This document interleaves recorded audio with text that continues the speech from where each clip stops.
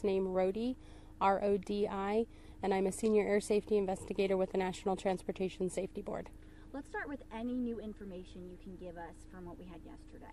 So we arrived on scene early this morning about 7 a.m. and we started documenting the wreckage and the debris field. We identified what we believe is the initial impact point or area.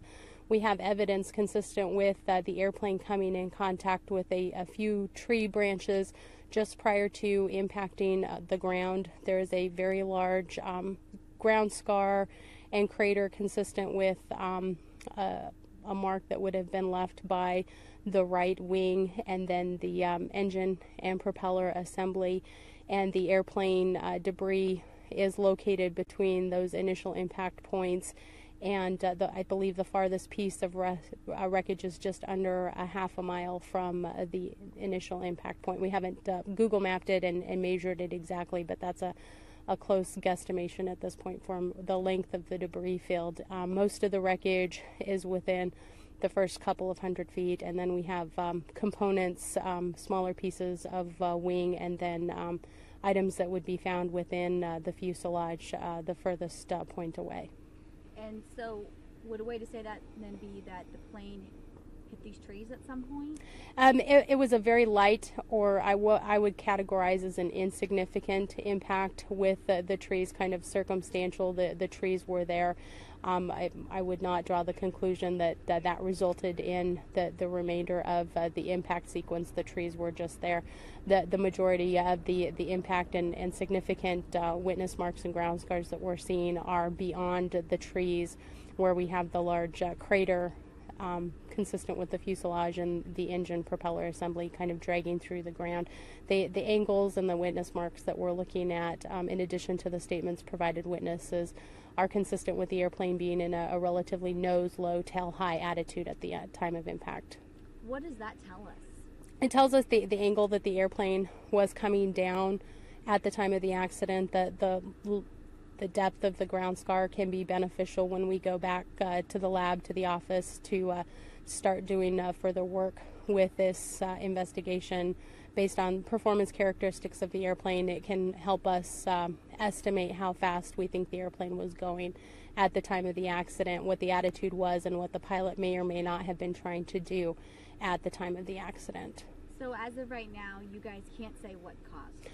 No, and so let me explain a little bit how we come to a probable cause. That's not something that we speculate about or take lightly. It's a very exhaustive and extensive process that takes anywhere from 10 months to a year in an accident like this, just because of all of the information that we need to gather during the course of the factual portion of the investigation.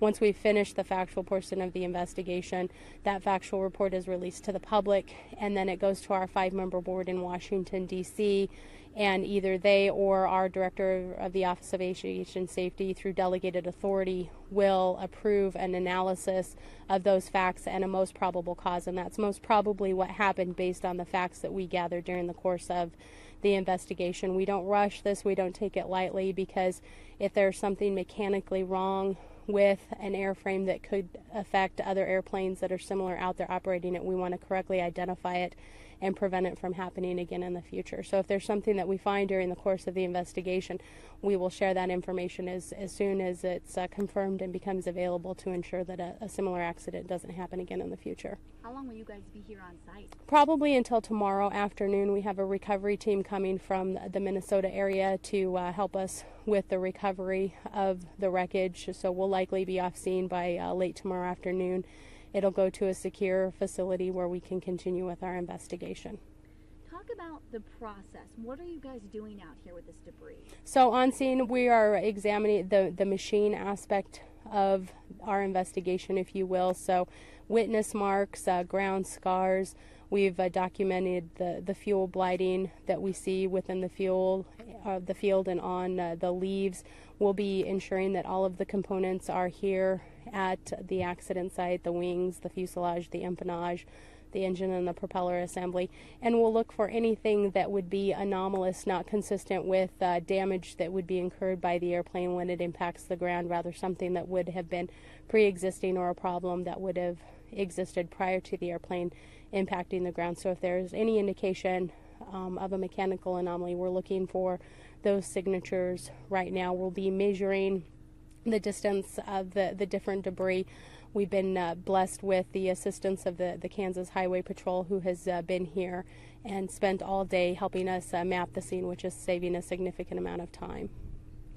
And can you tell us a little bit about, as far as air traffic control, I mean, is there any audio of anything? Was there any distress call? Was there anything like that that happened? The airplane was not communicating, nor were they required to be communicating with air traffic control, so there was absolutely no recording of a mayday or a distress from the accident airplane. Thank you. I was just writing that down. What else can you tell us here about the scene? About your guys' investigation? After we're finished with the on-scene documentation, we'll continue with a layout of the wreckage. If we find any components that are of concern, anything that needs to be taken back to a lab and either run on a test bench or tested at a lab, we'll continue the investigation in that direction. With any fatal accident, we do a standard autopsy and toxicology, so waiting for the results of that to come back can steer our investigation in one particular direction. The man is the second pillar of our investigation, if you will. So we'll look into the pilot's training and experience with this particular airframe. How long had the pilot been flying this particular airplane? How many hours did the pilot have? Was it appropriate type of training and experience to operate this type of airplane? And then again, if there's anything significant in the pilot's history that may have resulted in a loss of control like we're seeing in this particular accident. We'll also look at the environment. So what was the weather doing at the time of the accident? Were there any distractions that may have been an issue for this particular flight? So man, machine, and environment will be the three areas that we focus on through the course of the factual investigation. Do you have the answers to any of those things as far as the pilot and his No, very, very early in the investigation. So all questions that we've asked to the appropriate parties and individuals in the course of our investigation, and that information will be filtering in over the next couple of weeks and months.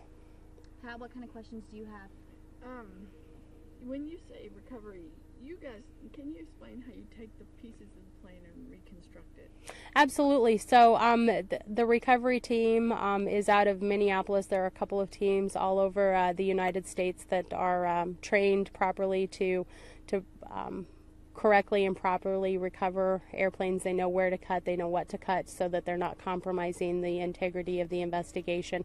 They'll load it on a trailer and take it back to a secure facility where we can lay it out, and by lay it out, we'll put pieces and components in their correct anatomical positions, if you will, so where you would normally see them on this particular airplane, and it'll better help us understand from the mangled pile that it is right now what the separation sequence might have been during the impact sequence, and help us better identify if there's any reason for concern for mechanical malfunction or failure. So it kind of a layout, a big puzzle, if you will. Can you talk about, too, just the devastating nature of this, to be out here at the scene after two people who had a love for aviation lost their lives yesterday? Sure must be heartbreaking to also be out here at the scene. Absolutely. Our condolences go out to the friends and the families of the pilot and the passenger. We understand that they were both experienced pilots. One of them was local here to the community, an active crop duster, and it's a devastating time. The aviation community is a small community to begin with, and I know I have several colleagues who were not only familiar with this airframe, but also knew the pilot personally. So it's a small community to begin with, and absolutely devastating. Any more questions, Pat? Is there anything else you'd like to add that we didn't ask about? Absolutely. We'd like to thank again the support that we've received from the county sheriff and the Kansas Highway Patrol. Their assistance on scene today, providing security, relaying the information to us immediately following the accident, has been absolutely beneficial and critical in conducting our investigation. One more thing I just thought about too, neighbors. Are you guys interviewing neighbors, and how many neighbors called 911? So we're aware of only one neighbor that called 911, but we've had statements from 3 witnesses at this point, and people are still calling in stating that they may have seen the accident airplane at some point in its flight during the day yesterday. So we'll be interviewing all of those people. We have interviewed the homeowner here who witnessed the accident and was right out here when the accident took place. So at least one person saw this happen? Yes, that's correct. The house just down over there? I believe it's, you follow the road down and around, and it's on the far side of the debris field. What did they report seeing? What was their first hand? He reported seeing the airplane fly between 25 and 30 feet over the power lines, which are just behind me. The airplane then pitched up, rolled off to the left. The airplane descended in a nose-low attitude, and then the nose dropped, the tail kind of came up, and the airplane impacted the ground. So it dropped nose first? Yes.